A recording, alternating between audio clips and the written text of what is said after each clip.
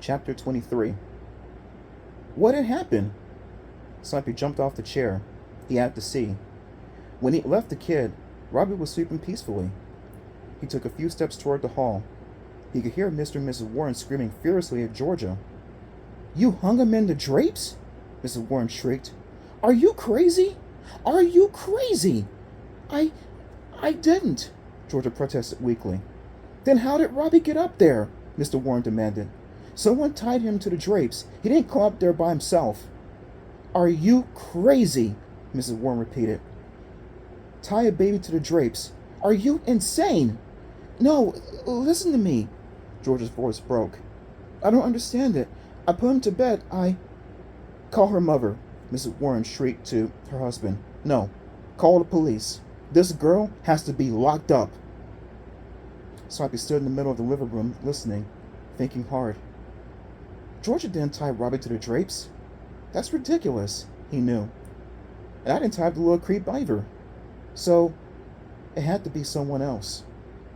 And as Slappy had thought that, he heard Mr. Warren declare, "Where are these footprints? Look, muddy footprints. Someone else must have come into the house," Georgia stammered in a trembling voice. "Huh? Someone in the house?" Mrs. Warren cried. "Someone in the house? You didn't know it?" Slappy heard the footsteps. They were all making their way to the living room now. He dived back onto the sofa and went limp just as they appeared. Mrs. Warren held Robbie in her arms, soothing him, petting his hair with one hand. The boy snuffled quietly and sucked his thumb, but he seemed to be okay. "I must have fallen asleep for a few minutes," Georgia told them. "I'm so sorry. I guess someone sneaked into the house while I was asleep." "But who?" Mrs. Warren started. "Why?" "This doesn't make any sense," her husband muttered, shaking his head. He turned to Georgia. "You better leave." "But," Georgia started to protest. "Just get your coat and leave," Mr. Warren ordered. "Please, go." Georgia started to walk to the coat closet. "You're going to call my mom?" she asked timidly. "I don't know," Mr. Warren snapped. "I don't know what to do about this. At least Robbie's okay." "He'll have nightmares for weeks," Mrs. Warren moaned, still petting the little boy's hair. "I'm so sorry," Georgia murmured, tears glistening in her eyes.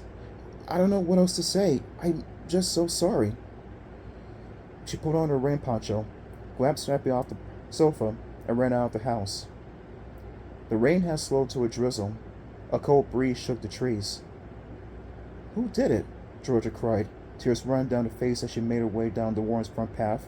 Who? Who? Who?" Slappy had a pretty good idea. He could see the footprints in the wet ground going round to the side of the house. Little footprints. Stella's footprints.